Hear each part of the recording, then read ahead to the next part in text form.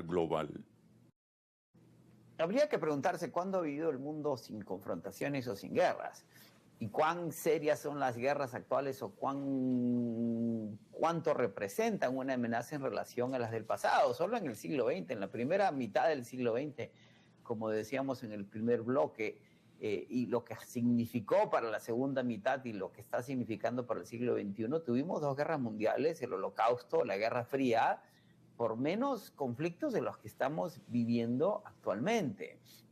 Y sin embargo, el mundo sí progresa, el mundo avanza, el proceso civilizatorio, me dijo Francis Fukuyama alguna vez en un desayuno en Nueva York, es sisifeico, no se acaba nunca, ¿sí? Y hay que, se repite generación tras generación porque las generaciones nuevas tienen que restablecer el orden civilizatorio siempre. Entonces, es una época de conflictos sin duda. ¿Dónde tenemos conflictos presentes, reales? En Siria, en Corea del Norte, en Taiwán, que acaba de adquirir un matiz singular por las declaraciones del secretario de Defensa de los Estados Unidos en Asia la semana pasada.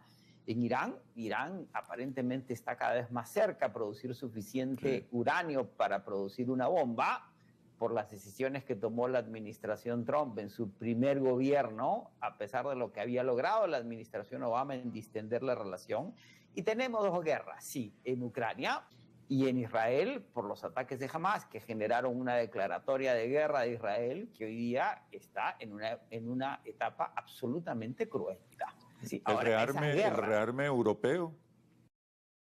El rearme europeo tiene que ver con una reacción a Rusia y hay una dinámica muy compleja que es previa al fin de la Unión Soviética y a las dinámicas que eso genera, así que hay un temor europeo generalizado, desde Meloni hasta Erdogan, pasando por todos los líderes en el medio, los nuevos que están siendo elegidos. Polonia acaba de elegir un líder conservador, pero ninguno de ellos cuestiona la Meloni, que es una líder conservadora, fascista abiertamente, porque el fascismo no ha desaparecido en Italia, pero que es europeísta, globalista, ¿sí?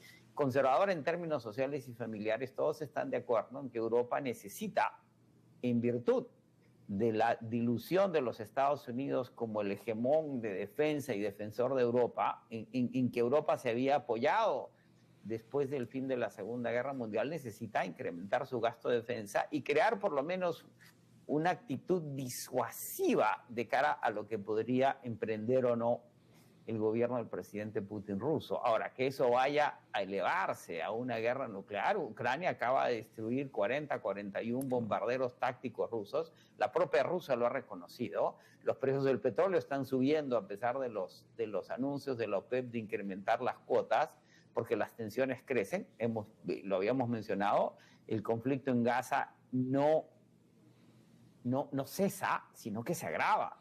Y ya hay voces de disidencia entre la propia Israel contra las decisiones de la administración de Bibi Netanyahu, pero ninguno de esos conflictos pareciera globalizarse, crecer. Ninguno representa el mayor riesgo, ninguno de esos focos. Las tesis de Kissinger sobre la destrucción mutua asegurada que significaría una iniciativa nuclear permanecen. ¿Podría Putin utilizar una arma nuclear táctica como ha mencionado, amenazado, dicho contra Ucrania? Sí, pero eso va a representar, los poderes nucleares son múltiples en Europa, ¿sí? Francia, Inglaterra. ¿Podría Irán utilizar un arma nuclear en Medio Oriente? Pues Israel también tiene bombas atómicas. Es decir, el problema de un ataque nuclear, así sea táctico, que representa una contraofensiva nuclear, una medida nuclear que garantiza la destrucción del otro lado. Esa contención se sostiene y salvo que alguien tome una decisión descabellada, y hay que recordar, en el último intercambio entre prisioneros entre Rusia y los Estados Unidos, quien dirigió la discusión antes en la administración Biden fue el jefe de la CIA y el jefe del servicio secreto ruso. Hay una comunicación constante entre servicios de inteligencia y militares, lo mismo con China, una de las cosas que restableció el presidente Biden luego de las tensiones creadas por la guerra de tarifas 1 con China y la administración Trump es que los militares chinos y los militares americanos se comuniquen para evitar malos entendidos, ruidos en momentos de tensión que podrían terminar en el escalamiento de conflictos. Nada lleva a indicar, Oscar, que un pero ¿dónde está el diálogo? guerra... ¿Dónde está el diálogo, la diplomacia, si no hay peligros de confrontación? ¿Por qué no avanza?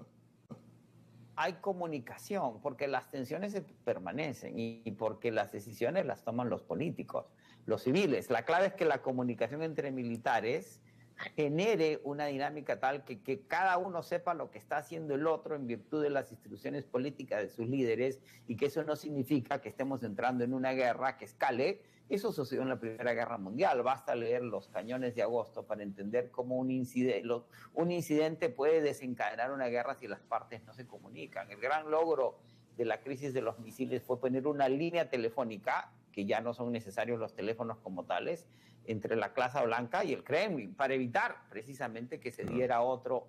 El gran problema en ese momento fue que Khrushchev no hablaba con Kennedy.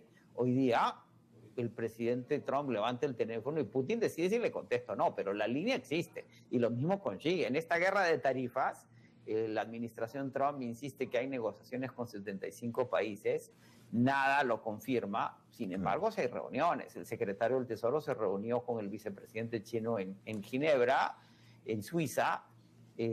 Aparentemente llegaron a ciertos acuerdos. Esos acuerdos, ambas partes están acusando a la otra de que se han roto, pero la guerra es de tarifas, ¿sí? No es menos tensa, pero es menos dañina. En términos, hay que ver lo que está pasando en Gaza, ¿verdad? Hay que ver lo que está pasando en Ucrania. Es decir, la guerra de tarifas sí nos va a afectar a todos, pero no llega a los niveles de una conflagración, y nada indica, de nuevo, no se puede descartar, pero la probabilidad, así la posibilidad exista, de una conflagración nuclear global es mínima.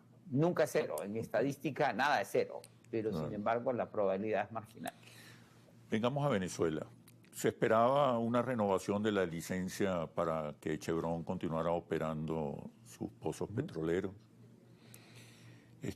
Ocurrió todo lo contrario, fue suspendida la licencia.